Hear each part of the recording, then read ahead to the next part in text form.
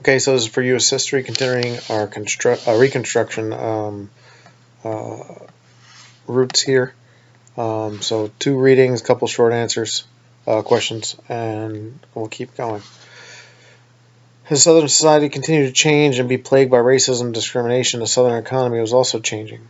Southern states understood that the economy could no longer be based on agricultural and trade, and that they also needed to focus on industrialization. Henry Ray, the Southern journalist, described Southern states as a new South after the war because the South began to build textile mills and manufacture goods as well.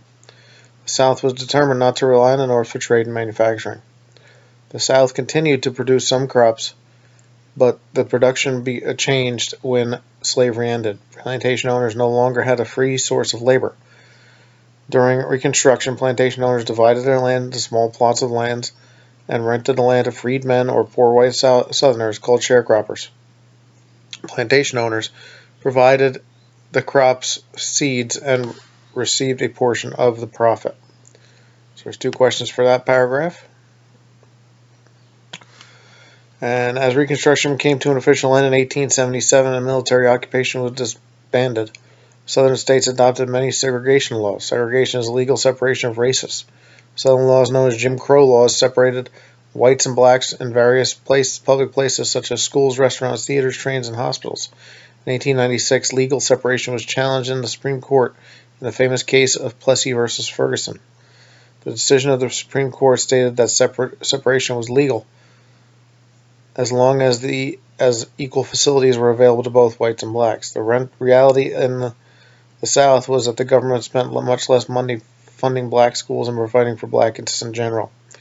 Segregation and the separate but equal decision made the Supreme Court deemed controversial in the United States and was the basis for civil rights movement in the late 1900s. So there are 2 questions for that one also.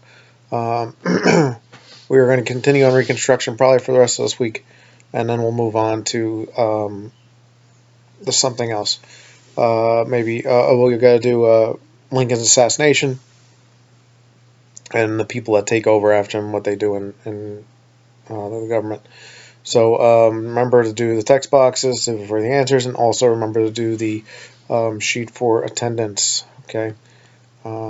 Please make sure that you check in every day, even if you don't do the work. Please check in and to do the attendance sheet, because otherwise, if work is marked late and you didn't do the attendance sheet on time, then you are marked absent for that day. All right. I will see you tomorrow.